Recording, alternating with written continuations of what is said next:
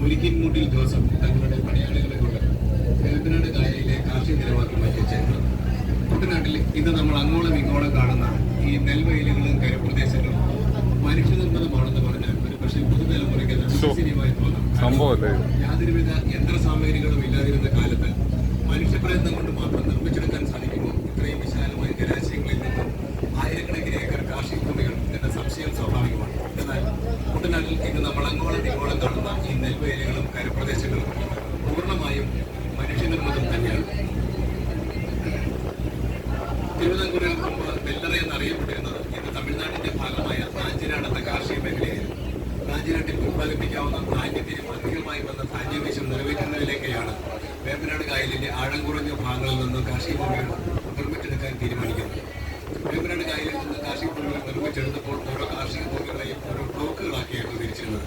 ഓരോ ബ്ലോക്കുകളും ഏകദേശം 600 മുതൽ 2500 ഏക്കർ വരെ വിസ്തൃതി ഉണ്ടായിരുന്നു. വേമ്പനാട് കായലിൽ നിന്നും കാർഷിക ഭൂമികൾ നിർമ്മിച്ചെടുക്കുന്നതിലേക്കായി അക്കാലത്ത് നൂറുകണക്കിന് കർഷകരെയും കർഷക തൊഴിലാളികളെയും വേമ്പനാട് കായലിന്റെ വിവരങ്ങളിൽ കൊണ്ടുവന്ന് പാർപ്പിച്ചിരുന്നു. വിവിധ നിരത്തിൽപ്പെട്ട വിശ്വാസികളായിരുന്ന കർഷകരുടെയും കർഷകരുടെയും വിശ്വാസം സംരക്ഷിക്കുന്നതിലേക്കായി മഹാരാജാവ്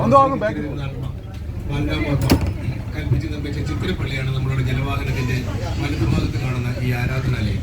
ആലപ്പുഴയിൽ മതസൗഹാർദ്ദത്തിന്റെ നിത്യസ്മാരകമായി ഇന്നും ഈ ചിത്തിരപ്പള്ളി വേമ്പനാട് കായലിന്റെ ഓരത്തായി സ്ഥിതി ചെയ്യുന്നു.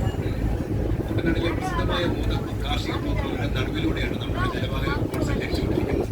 നമ്മുടെ ഇപ്പോൾ സഞ്ചരിച്ചുകൊണ്ടിരിക്കുന്ന വലതുഭാഗത്ത് കാണുന്ന കാർഷിക മേഖലയെ ചിത്തിരകായലും വലതുഭാഗത്ത് കാണുന്ന കാർഷിക മേഖലയെ മാണിക്കായലും വലതുഭാഗത്തേക്ക് തിരിയുമ്പോൾ വലതുഭാഗത്ത് കാണുന്ന കാർഷിക മേഖലയെ മാർത്താണ്ഡക്കായൽ എന്ന പേരിലുമാണ് അറിയപ്പെടുന്നത്. ഈ 3 കാർഷിക ഭൂമികളുടെയും പേരിനൊപ്പം കായൽ എന്ന പദമുണ്ടായ കാരണവും കായലിൽ നിന്ന് നിർമ്മിക്കപ്പെട്ട കാർഷിക ഭൂമികളായതുകൊണ്ട് മാത്രമാണ്. ഈ 3 കാർഷിക ഭൂമികളുടെയും പേരിനുണ്ടായ മറ്റൊരു സാമ്യത ഈ 3 കാർഷിക ഭൂമികളുടെയും പേരുകൾ തിരുവിതാംകൂർ ഭരണാധികാരികളുടെ പേരുകളുമായി ബന്ധപ്പെട്ടിരിക്കുന്നു. റാണി, ചിത്തിര, മാർത്താണ്ഡം. കുട്ടനാട്ടിലെ കാർഷിക രീതിക്കുമുണ്ട് മറ്റൊരു വ്യത്യസ്തത. ഓപ്പോസിറ്റ് ഇറിഗേഷൻ, വിപരീത ജലസേചന രീതി അവലംബിച്ച് കൃഷി ചെയ്യുന്ന മനുഷ്യലോകത്തിൽ തന്നെ ഒരേ ഒരു കാർഷിക മേഖല കൂടിയാണ് കുട്ടനാട്.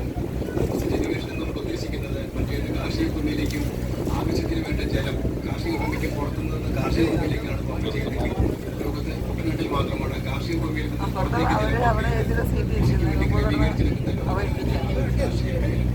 1957 വരെ 3 4 ജന്മികളുടെ മാത്രം ഉടമസ്ഥതയിലായിരുന്ന ഈ കാർഷിക ഭൂമികൾ 1987 ജനാധിപത്യ പ്രക്രിയയിലൂടെ അധികാരത്തിലെത്തിയ EMS സർക്കാർ ഭൂപരിഷ്കരണ നിയമം കൊണ്ടുവരികയും അന്നുവരെ അടിമതുല്യമായി ജീവിച്ചിരുന്ന കർഷകർക്കും കർഷക തൊഴിലാളികൾക്കുമായി ഈ കാർഷിക ഭൂമികൾ മുഴുവൻ പിടിച്ചെടുത്ത് തിരിച്ചു നൽകിയ ചരിത്രമാണ് കുട്ടനാടിന് പറയാനുള്ളത്.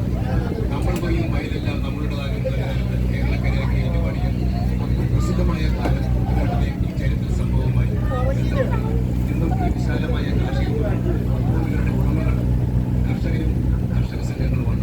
ഒരുപക്ഷെ ഒരു മുഴുവൻ പട്ടിണിയിലേക്ക് വഴുതി വീണമായിരുന്ന ഈ കേരള സംസ്ഥാനത്തെ താങ്ങി നിർത്തിയ വിശാലമായ നെൽവയലുകളെ ഈ വികാസയാത്രയിൽ നമുക്ക് നന്ദിയോടെ ശ്രമിക്കാം.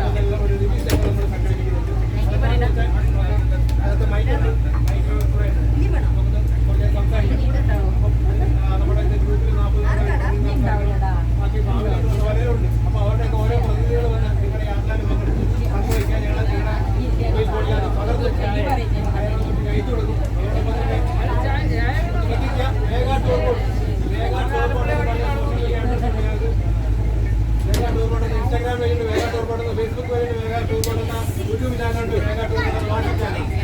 അപ്പം വരും ദിവസങ്ങളിൽ നിങ്ങളതൊക്കെ വീട്ടിലെടുക്കുമ്പോൾ അവരെ അപ്ലോഡ് ചെയ്യും. കാണാൻ ശ്രമിക്കുക, ഷെയർ ചെയ്യുക. നിങ്ങളുടെ ഓരോ പ്രശ്നങ്ങളുമായി 100 പേരിലേക്കോ 1000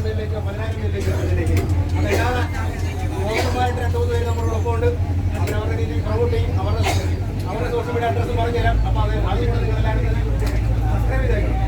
കാരണം വരും ദിവസങ്ങളിൽ നിങ്ങളെ ഇത് ഡാൻസും മാത്രമൊക്കെ